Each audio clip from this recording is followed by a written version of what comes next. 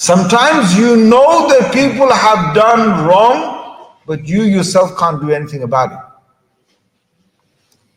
Let me give you a scenario. You know this person has done you damage. They're not admitting to it. They have done damage to you. They're not admitting to it. It's hurting you. You want them to admit it. They won't admit it. Family members, close people have done this to you. And it's killing you inside. But they won't admit it. And you know they've done it. You've got enough evidence they've done it. But you can't do anything about it. Because if you do, there's going to be more damage. Yes or no sometimes? Yes or no, guys? Some of you are still not getting one, friend. Let me give you an example. Yaqub alayhi salam. Yaqub alayhi salam, one night, he's waiting for them to bring Yusuf alayhi salam back. They only took him today. And his sons come back, 10 of them. وَجَاءُوا أَبَاهُمْ عِشَاءً يَبْكُونَ. They came late at night and they came all crying. Oh my God, these were called crocodile tears. You know what I'm saying? You guys understand in Australia crocodile tears? You better do so because you got a lot of crocodiles over there. You know what I'm saying? Like fake tears. They came, they cried, and they said, Ya Abhana, they said, we went for a race. We were racing one another. وَتَرَكْنَا يُوسُفْ عِنَّ مَتَاعٍ. We left Yusuf behind us. أَكَلَهُ الذِّئْبُ. They said there came a wolf and he ate him, because by the time we come back, we came back and we saw him. Here's his shirt.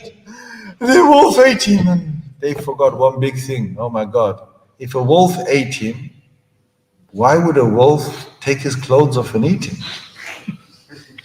You know what I'm saying? They never thought about that. They thought about bringing some evidence. We found something about Yusuf. But if a wolf ate him, then there should be no sign of his shirt. The first shirt is the first thing that will go straight into the wolf belly. Right? And there'll be tears and marks everywhere. But they thought, oh, what have we done here? So we got caught. Sugar. What do we do right now? So they got caught.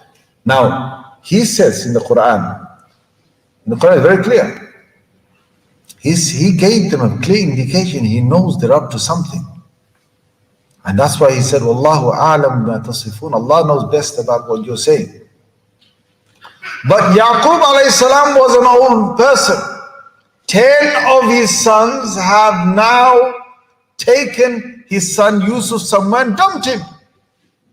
He doesn't know where he really is.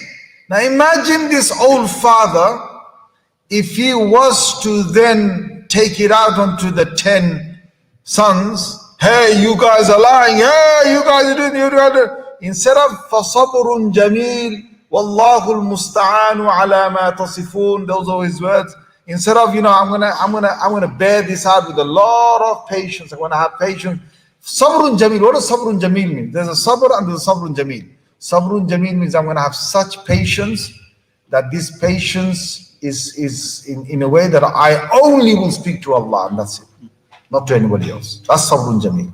That all my complaints, innama ashku bathi wa huzni ila Allah. All my grief and everything inside is going to be turned towards Allah. That's Sabrun Jamil. And Yaqub alayhi salam decided to go down that pathway, but not to further push his children with inquiries. What have you done? What is this? What's the shirt? Where are the tears? Why would a wolf do this? None of this. Why? Because this is where we learn about, Allah says in this chapter, Allah says a lot. He says Alimun Hakim. He uses that a lot. Very knowledgeable and very wise. Yaqub alayhi salam and Yusuf alayhi salam, they were very knowledgeable and very wise. Without the second thing, the wisdom, knowledge itself is nothing. So he understood that there are more dangers, because what's going to happen? Anyone tell me what's going to happen if he inquires further? What's going to happen? What could happen? Anyone? No? You guys are really hungry, man. The dad has to think about himself. He's an old man. If they made one family member, their brother, disappear, they could make him disappear tomorrow too. or they could cause some real political problems for him in the household. Shun him to one side, treat him like, he's nothing. That's where hikmah comes in. And Rasulullah sallallahu alaihi wasallam tells about hikmah. Now I want to tell you this, look, you found out someone spread rumors about you, or someone did this, someone did that, someone did that. How should you go about it? Well, you better start using your own hikmah and wisdom. Because if you go hard on everyone, then what happens is there are further other consequences that will come out. What is hikmah? A clear example of hikmah is Rasulullah sallallahu alaihi wasallam tells us. He says, "Man ra'a minkum munkaran falyughayyirhu biyadihi." Rasulullah sallallahu alaihi wasallam says, when one of you sees something that is evil, something that is having a bad thing, you see it. He said, let him change it and put it right with his hand. فَإِن لَمْ يَسْتَطِعْ فَبِلِسَانِهِ. If you can't put it right with your hand, then use your tongue. فَإِن لَمْ يَسْتَطِعْ بِلِسَانِهِ فَبِقَلْبِهِ. But if you can't do it with your tongue, then hate it with your heart. وَذَلِكَ أَضْعَفُ الْإِيمَانِ. And this is the lowest branch of faith. Now what does that mean?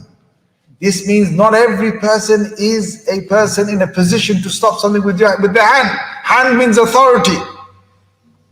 Hand literally is authority, that you're in authority, you're in power, you're in position.